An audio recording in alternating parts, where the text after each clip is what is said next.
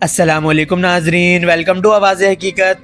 आज हम बात करने जा रहे हैं काज़ाकिस्तान से पॉसिबल आने वाली टिमास 8x8 आर्मर्ड व्हीकल के बारे में, जो सिर्फ एक नई गाड़ी का इजाफा नहीं बल्कि पाकिस्तान की डिफेंस प्लानिंग और बैटलफील्ड रिस्पॉन्स को काफ़ी हद तक इम्प्रूव कर सकती है। इस वीडियो में हम इसके design, fire power, strategic importance और इस डील के पीछे के इकोनॉमिक और डिप्लोमेटिक पहलू को समझेंगे। लेकिन वीडियो में आगे बढ़ने से पहले make sure to like and share this video and do subscribe to the channel.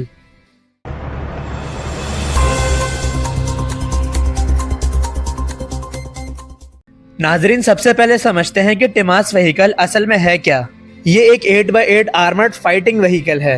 इसके 8 व्हील्स इसे टैंक्स के मुकाबले में ज़्यादा स्पीड, बेटर रोड मूवमेंट और लॉन्ग डिस्टेंस मोबिलिटी देते हैं। इसी वजह से ये सिर्फ ट्रूप कैरियर ही नहीं बल्कि एक हाइब्रिड व्हीकल भी है जो इन्फेंट्री फाइटिंग और एंटी टैंक रोल्स दोनों परफॉर्म कर सकती है।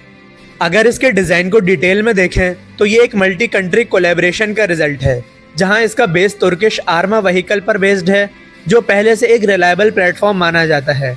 काज़ाकिस्तान ने इसे अपनी मैन्युफैक्चरिंग के जरिए खुद डेवलप किया, जबकि इस पर लगाया गया पूरा वेपन सिस्टम चाइनीज़ टेक्नोलॉजी पर बेस्ड है। इस तरह एक ही व्हीकल में तुर्की का स्ट्रक्चर, काज़ाकिस्तान की प्रोडक्शन और चाइना की फायर पावर कंबाइन है।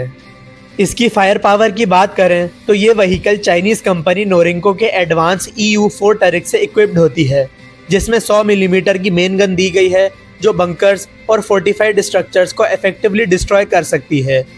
इसके साथ ही 30 मिलीमीटर की ऑटो कैनन गन भी होती है जो इन्फेंट्री, सॉफ्ट टारगेट्स और लो फ्लाइंग ड्रोन्स के लिए यूज़ होती है। और सबसे डेंजरस चीज़, इसमें एंटी टैंक गाइडेड मिसाइल्स भी होते हैं जो हैवी टैंक्स को दूर से ही डिस्ट्रॉय कर सकते हैं। इन मिसाइल्स की खास बात यह है कि ये फायर एंड फॉरगेट टेक्नोलॉजी पर काम करते हैं, यानी एक बार ऑपरेटर टारगेट लॉक कर देता है तो उसके बाद मिसाइल खुद अपने टारगेट को ट्रैक करके उसे हिट करता है। यानी ऑपरेटर को मैन्युअली गाइड करने की ज़रूरत नहीं होती, जो बैटलफील्ड में ना सिर्फ रिस्पॉन्स टाइम को फास्ट करता है बल्कि क्रू की सेफ्टी को भी इम्प्रूव करता है। अब अगर इसकी स्ट्रेटेजिक इंपॉर्टेंस को समझें तो ये व्हीकल ख़ास तौर पर इंडिया के कोल्ड स्टार्ट डॉक्ट्राइन जैसे सिनेरियोज के लिए काफ़ी रेलेवेंट हो जाता है, जहां सडन और फास्ट मिलिट्री एक्शंस का कॉन्सेप्ट होता है। ऐसे सिचुएशंस में ट्रेडिशनल हैवी टैंक्स और आर्टिलरीज अपनी स्लो मूवमेंट की वजह से फौरन रिस्पॉन्स देने में थोड़ा सा पीछे रह जाते हैं।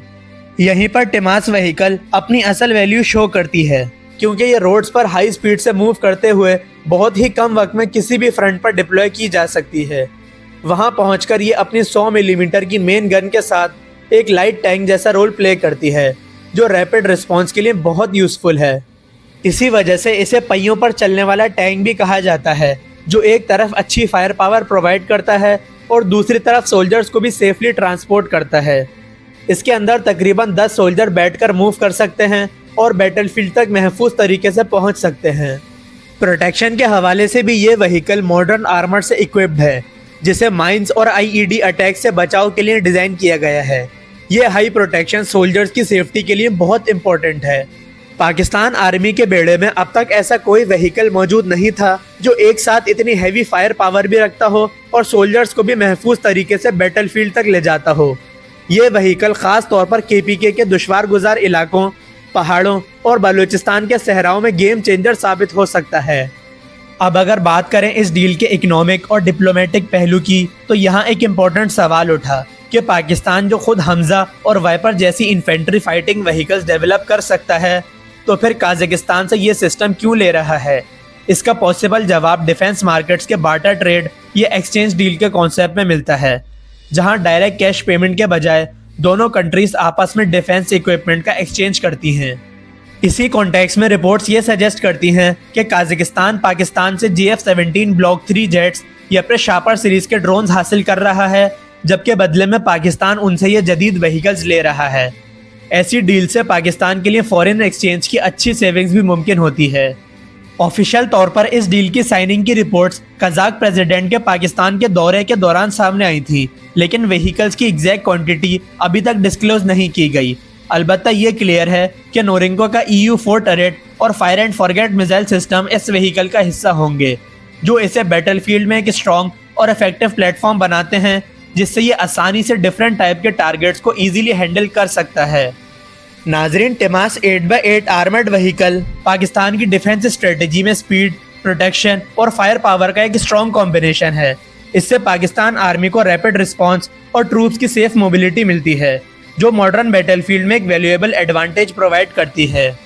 आपकी इस बारे में क्या राय है? क्या ये आर्मर्ड व्हीकल पाकिस्तान की आर्मी के लिए गेम चेंजर साबित हो सकता है? अपना जवाब कमेंट्स में जरूर शेयर करें, और अगर वीडियो पसंद आई हो तो वीडियो को लाइक और शेयर लाजमी करें। साथ ही साथ चैनल को सब्सक्राइब करना ना भूलें। आपसे मुलाकात होगी नेक्स्ट वीडियो में, तब तक के लिए अल्लाह हाफिज। पाकिस्तान जिंदाबाद।